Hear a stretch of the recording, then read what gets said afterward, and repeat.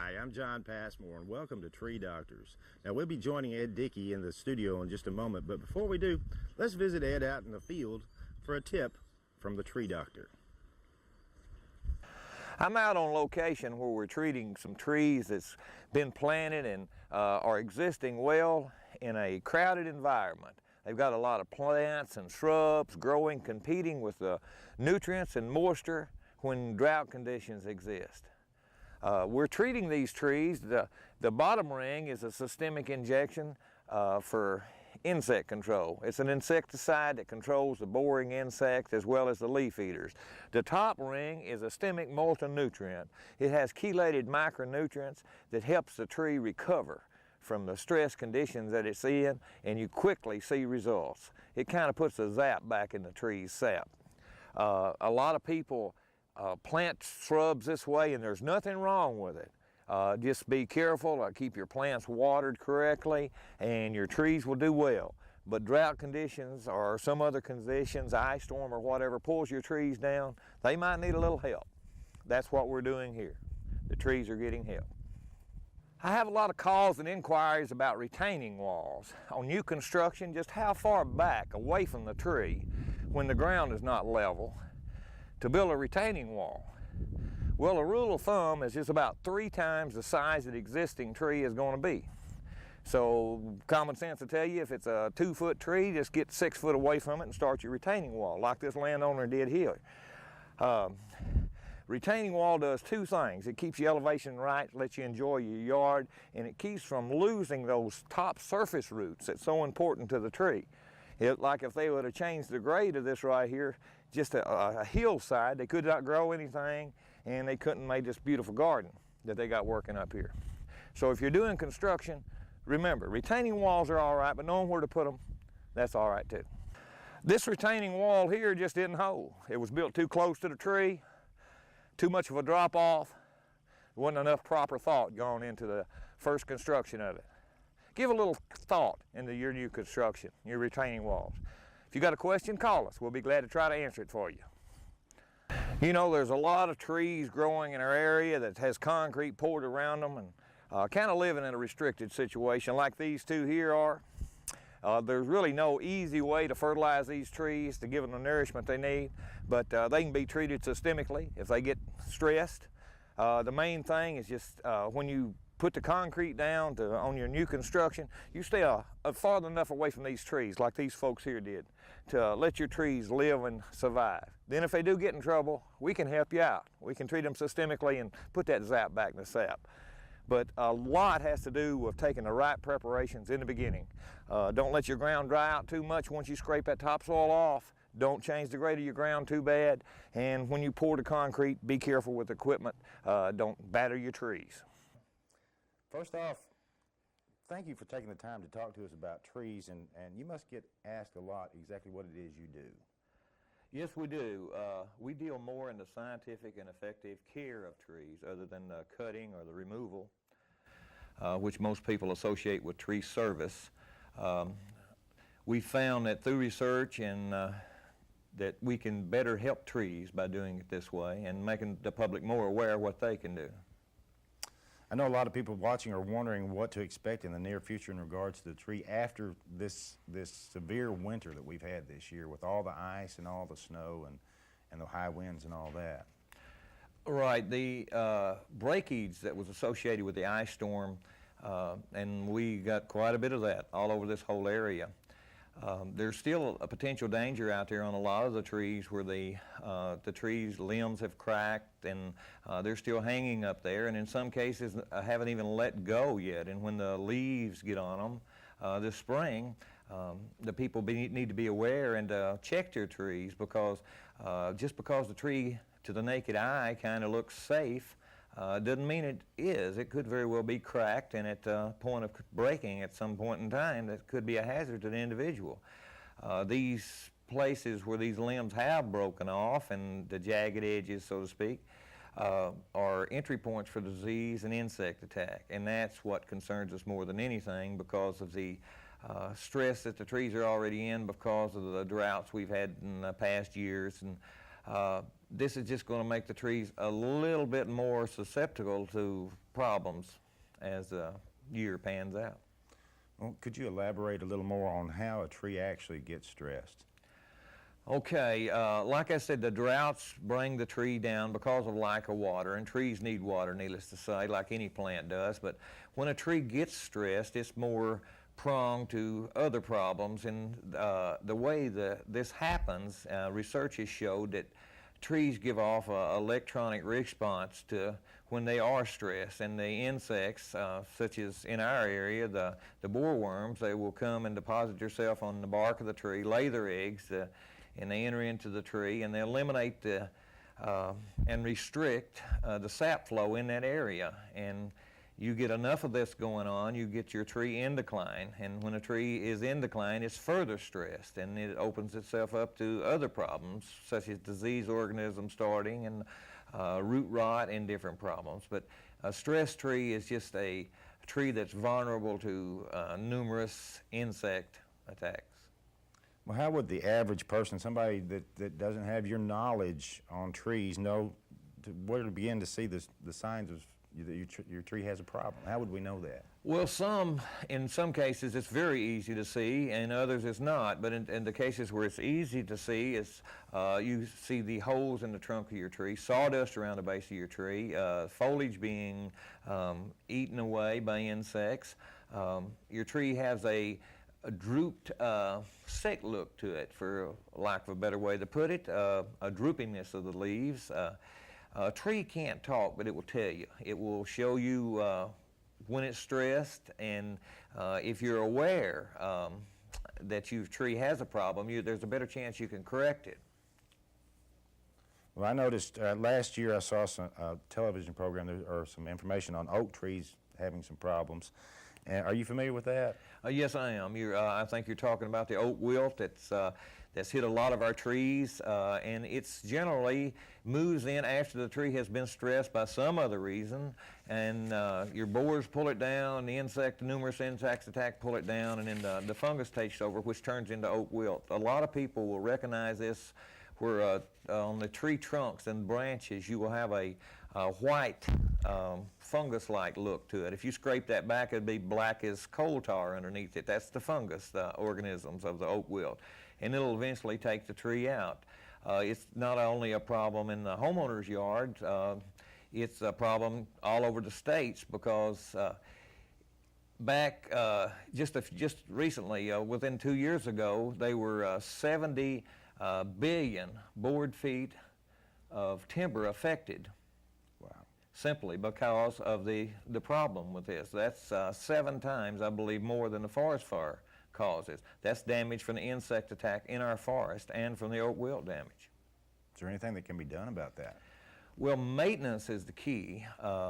If a people will do the correct maintenance and not shabby work when work needs to be done on trees, and keep your tree as healthy as possible. When it's a drought condition, water, not too much, but the right amount. If you mulch around your trees, I see this happen a lot, that the people put the mulch right up against the base of the tree, which is wrong. You need to save at least 3 or 4 inches around from the base of the tree. Otherwise, you're going to create a wetness around that trunk area and cause a trunk rot, which will further stress the trees. The mulch does well, but if you put it down wrong, it does bad. That's just one of the things that can help a tree. So prevention is better in this case. That's what you got to do to make sure you don't have problems like that. Yeah, yes, it's a big factor into it. Being aware, prevention, and sanitation. You know, removing the dead limbs that you have, broken limbs, cutting them back properly. Well, I've noticed that around town there are a lot of trees that the limbs are just cut totally off, almost every limb, and I was wondering if you agree with that practice. No, I don't. That's topping a tree, and anytime you top a tree, you're getting rid of so much of the surface area that the tree has to, anytime a tree is wounded, response mechanism kicks in, and the same way with topping, it's going to grow numerous sprouts. It's going to rapidly grow at the point of the origin where the cut was made around it, and it doesn't have the attachedness that a normal branch would have. It's weaker. So you're creating a problem when you top a tree. A tree doesn't come back as strong. It stresses the tree because it doesn't have the food source, the leaf factory, for lack of a better word, to show that it gets enough through photosynthesis to store the sugars and the starches that it needs for the year after. So in the years to come, these top trees are going to show some stress conditions and going to have other problems that's associated with a tree being topped. Even though in the beginning, it might look like a perfect answer to a simple problem. Well, instead of topping trees like we've seen around town, what do you do to a tree? Well, the broken, jagged, hanging limb should be cut back to a branch collar, or if the limb has to be shortened, the rule of thumb on that is cut back to a branch that's no less than 1/3 the size of the branch that you're cutting off. So that's pretty self-explanatory. If you're cutting a broken branch that's, say, 3 inches, you wouldn't want to cut it any further back than a 1-inch branch. Instead of cutting a whole branch off, it's shortening. It's lateral pruning is the correct name for this. And the International Society of Arboriculture, which I've been a member for years, endorse this type of pruning, and it's better for your tree. And there's a rule of thumb where it's called the, I think 3-1-3 is the term of it. You eliminate 3 of the major branches one time, and you've reduced 1/3 of your tree. So if you use a little bit of common sense on trimming your tree back, not topping, correct pruning, you're going to get a whole lot more good out of your tree, create less problems in the future, and have a healthier tree. So please don't top. Well, are there any other damaging practices that you see performed out there that people should be aware of and not do, other than topping the trees that way? There are numerous. I'll touch on a couple. A lot of the tree people still use the old way of spiking the tree when they climb up and down the tree, and this is something that opens up an invasion point for disease and insect attack. Is that where they have spikes on their shoes that they go in, or put on some kind of rig on their shoes that cuts the tree as they go up? That's correct. That's correct. That's what they're doing, and most of the time, the only time that I agree with spikes being used on a tree is if the tree is scheduled for removal for a threat to the property, or needless to say, you just want to get rid of it, then spikes would be warranted. But other than that, you cause a lot of damage with tree spikes, and I realize the tree people out there that cut trees not going to like me saying that, but they just need to be better educated on how to climb a tree properly, you know. Well, I remember seeing in the newspaper where you did a lot of work on that gigantic oak tree out there on Main Street. What was that all about? That tree, a portion of that tree had fell and actually hit a vehicle, and the remaining part of the tree, the church there, that was at a large church there on Main Street, they had me treat the tree to help it recover from the loss of the limb, and also to brace it. I put some bracing rods through the tree. There's about 4 or 5 of them in the tree to hold it together, because the remaining part of the tree had busted and was splitting and was ready to fall. And I think you'll see the tree is doing well. Absolutely. It's a beautiful tree up there, a big, beautiful tree. Right. It's an old tree. And your website is www.dickeytree.com. And can people go to your website and ask you questions about the problems they're having with their trees? Oh, definitely. We get that all the time, and there's some facts that they might say at the website that might answer a few more of their problems. It's a pretty good-sized website. I also notice here that you hold some patents and some trademarks. And do these products relate to your tree business? Yes, over the years, I've been lucky enough, fortunate enough to invent some products that's been commercially accepted, and overseas as well as here in the States. And one of them being a machine that was made that removes oil spots off of concrete where the equipment sets in the shops and such. Another one being a new type of a lightning arrestor for trees. I own 6 or 8 different trademarks and patents that most of them relate to trees in one way or other. Well, it's not widely known, but some of the things that you do are trade secrets. Is that the truth? Is it?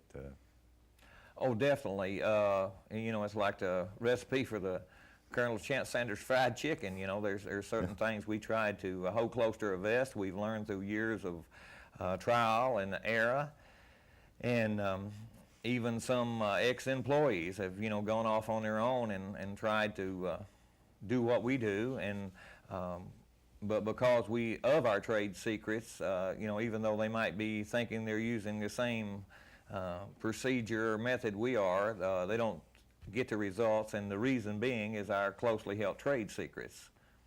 We'll be back with more information about your trees with Ed Dickey, the tree doctor from Dickey Tree Service, right after these messages.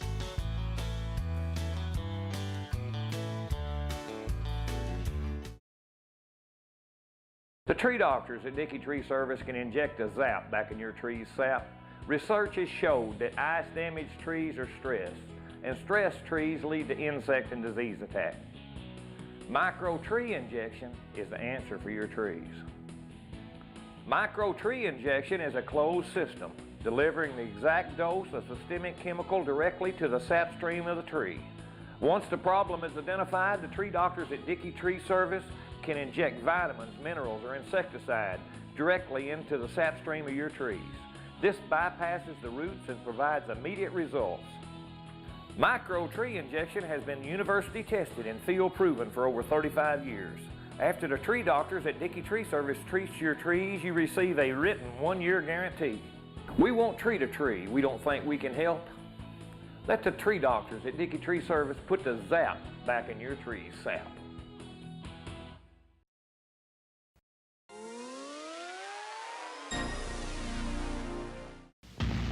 It's been 7 years now since we at Dickey Tree Service first treated this large old pecan tree behind me.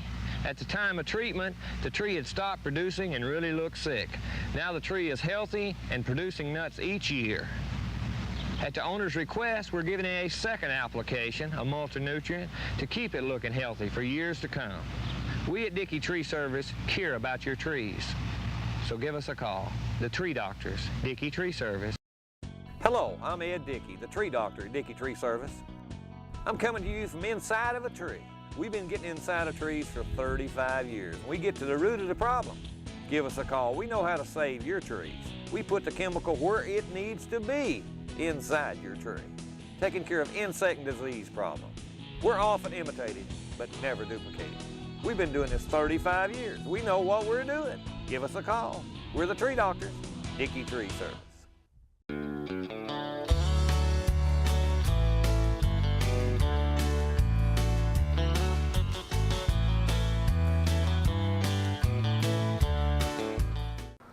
I recently visited Skip Mooney Jr. down at the Mooney Law Firm here in Jonesboro, and here's what he had to say concerning the law and your trees. Take a look. Hi, my name's Skip Mooney Jr. I'm an attorney with the Mooney Law Firm here in Jonesboro, Arkansas. Have you ever had damages to your trees as a result of a third party's activity or your neighbor coming across and maybe cutting your trees? Have you ever had your trees damaged as a result of somebody crop dusting in the area? Did you realize that Arkansas law recognizes that trees have value and that landowners are entitled to recover damages for the loss of their trees or as a result of restoration or repairs that are required to the trees?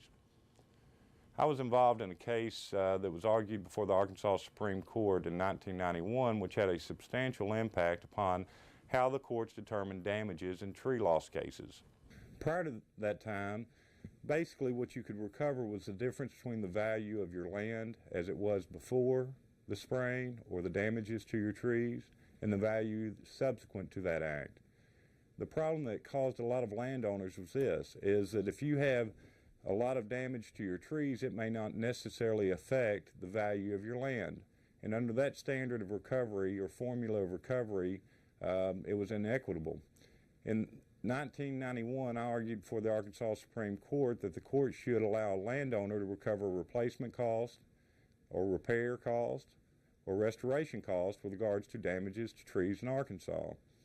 There is an exception that allows a landowner to recover these type of costs if somebody causes damages to ornamental or shade trees that you have in your yard. The case that was argued from the Arkansas Supreme Court basically involved this. There was a family that owned a 4-acre tract outside of Jonesboro. Their home and their residence was located right in the middle of that tract, and they had hundreds of beautiful, huge oak trees that have been growing for years. Their property was surrounded by farmland, and a crop duster was spraying in the area, which had drift onto their property, causing damages to the canopy or the top of their trees. Under the Arkansas law at that time, basically our clients could only recover the difference in value between the property before the spraying and after the spraying. In talking to real estate agents, it was clear to me that my clients were not damaged under that formula and would not be able to recover because the actual value of their land did not decrease substantially from an appraiser standpoint.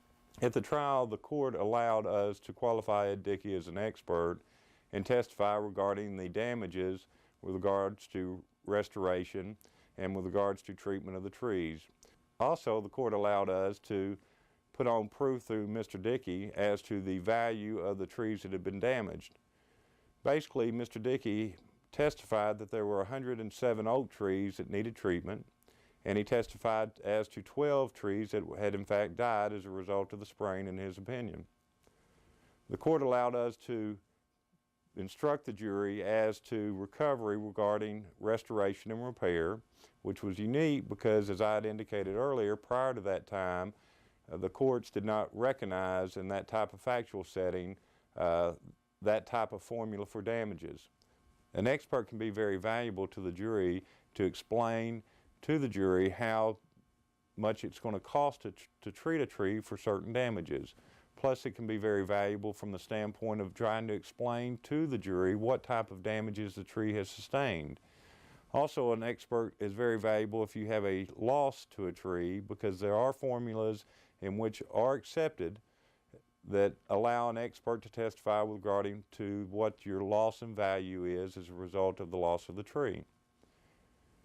In the case of 1991, as I had indicated, Ed Dickey was our expert, and we were very pleased to have Ed Dickey as an expert because he was very competent and he was able to communicate to the jury the type of damages our client had sustained.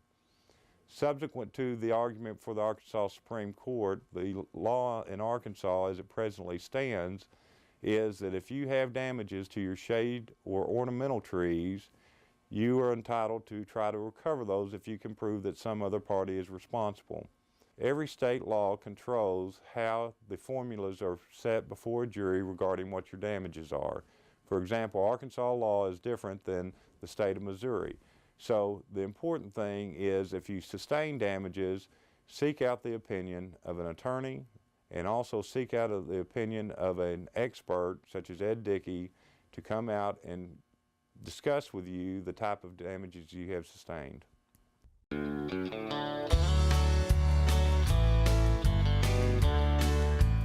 Could you tell me about what you could do for my tree and the problem? Right, that's tree surgery. That's where you have a tree that has a weak crotch in it, and it's subject to bust open, just split open, like a lot of trees are. And we actually drill through the tree and put a bracing rod all the way through it. Nuts, washers, the whole 9 yards. Goes through your trees, pulls it back together, and it fixes the tree. The tree actually grows over the rod that's through the tree, and it makes it a stronger tree, just like you was repairing a broken limb on a body. They do it basically the same way, except under the skin. Well, we do it the same way with trees, with the rods. And if you was to call to have this done, since you're a first-time customer, you would see me, because I make it a point of any first-time customers that you're not on our database, that I actually talk to you. If you're a repeat customer, you very well could get one of the other people in the firm, but if it was your first-time customer, I would be aware of the problem. That way I make the judgment calls, and there's nobody to blame for it except me. Well, that sounds good. And also, whenever you do this, when you put that rod in that tree, and after a while it actually grows over and you can't really tell that there's anything in that tree. Is that true? That's correct. A good case would be that one you mentioned earlier at the main street here in Jonesboro. There's rods through that tree. The tree was actually sitting there moving in the wind. It was emergency. We had put the rods in very rapidly. Otherwise, the tree would have just split on open. And this is a better than a 5-foot through tree. And there are not too many 5-foot through oak trees, you know, in downtown Jonesboro still around. So, needless to say, they want to keep that. And that's what we. That's our main thing. We give new life to old trees, and by making that statement, that covers a lot of area by giving new life to old trees, whether systemically or whether helping them by bracing them, putting in a lightning rod to protect them from lightning, or telling you how in the future you can take care of your own tree. And I want to add also, this is very important to me. You've been doing this for 35 years. There are trees that you have saved 35 years ago that are still around. I know it's thousands of trees that you have worked on, but I just want to let the people know that you're dealing with the most experienced person in this area when you call Dickey Tree Service.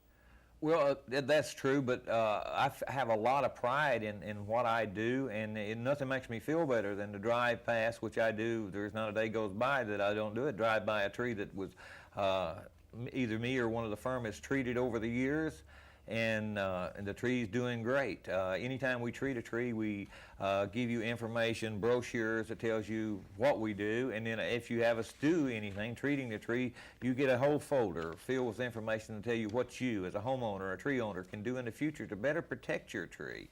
And we maintain an 800 number, so if you do have a problem on down the road, it doesn't cost you a penny to check and see if you're doing the right thing or if you got a problem.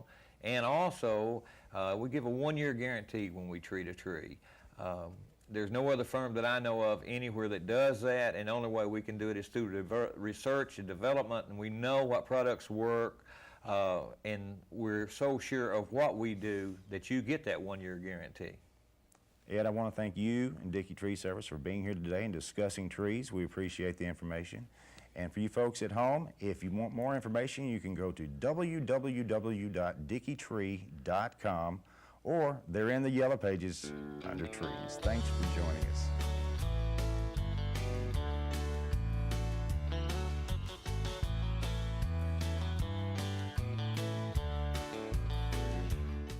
The recent winter storm damaged trees throughout the area. Left untreated, some of them will die. If you feel your trees are at risk, call the tree doctor, Dickey Tree Service. They've been saving trees throughout the Mid-South for 35 years. With systemic injection, health and vigor can be restored to a tree that left untreated might die. Dickey Tree Service won't treat a tree they can't save. That's why every treated tree comes with a full 1-year guarantee. And estimates are free. Call the professionals, the tree doctors, Dickey Tree Service, in your yellow pages under trees. It's not hard to see what killed these trees. It was boreworms. The borer is a hard insect to control, virtually untouched with spraying and other applications. But with systemic injection, when the borer eats the tree, the borer dies. Trees are dying all over, but we've got the cure. We give a 1-year guarantee when we treat your trees for the borers. We've been doing this 35 years and we know what we're doing. Give us a call. We're the tree doctors, Dickey Tree Service, in your yellow pages under trees.